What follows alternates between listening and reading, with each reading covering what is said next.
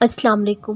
کیا آپ جانتے ہیں اللہ نے ہمیں قرآن پاک کے ذریعے معجزات اور صبر کی کہانیاں کیوں سنائی؟ کیونکہ اللہ چاہتا ہے ہم اس بات پہ یقین رکھیں۔ اللہ کی مدد تب حاصل ہوتی ہے جب کوئی امکان نہیں ہوتا، بالکل اچانک سے۔ وہ چاہتا ہے ہم صبر حاصل کریں۔ صبر کبھی رائے گا نہیں جاتا، پھر چاہے ہماری آنکھیں دل کتنا ہی رائے گا کیوں نہ سمجھے۔ وہ چاہتا ہے ہم یقین کریں اپنے رب کا یقین۔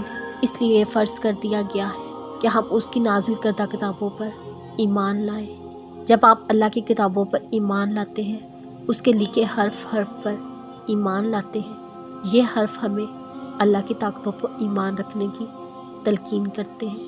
اور جب اللہ کی طاقتوں پر یقین رکھا جاتا ہے تو دعاؤں پہ شک خود بخود دور ہو جاتا ہے۔ یہی اس بات کی دلیل ہے آپ اللہ سے محبت کرتے ہیں۔ جب کسی سے محبت کی جاتی ہے، اس پر بھروسہ کیا جاتا ہے، پھر چاہے دنیا لاکھ کہے تو اللہ پر بھروسہ رکھیں، وہ آپ کے لیے موت سے بھیجے گا انشاءاللہ۔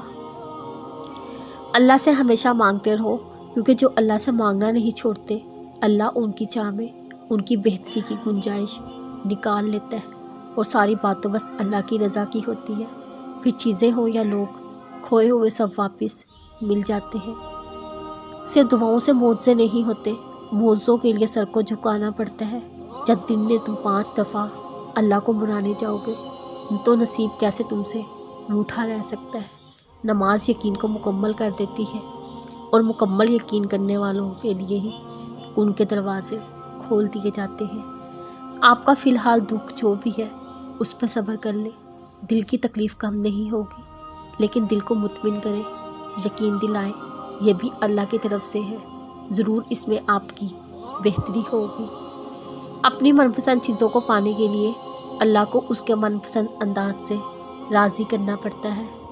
تم اکیلے ہو اور وہ کافی ہے، تم درد میں ہو وہ شافی شفا دینے والا ہے، تم غریب ہو وہ غنی مالدار اور کفیل ہے، تم گناہ گار ہو وہ رحمان رحم کرنے والا ہے، تم خود کو اللہ سے دور سمجھتے ہو وہ قریب رہنے والا ہے۔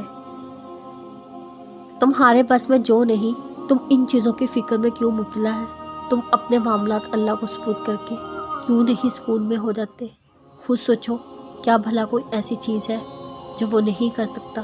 وہ ہر چیز پر حکمت پانے والا ہے۔ جتنا تم کر سکتے ہو، جتنا تمہارے اختیار میں ہے، تم کرو۔ اللہ سے مانگو، بے حساب مانگو، پھر بے فکر ہو جاؤ۔ وہ اپنے بندوں کو عطا کرنے میں کوئی کسر نہیں چھوڑتا، بہت زیادہ محبت کرتا ہے۔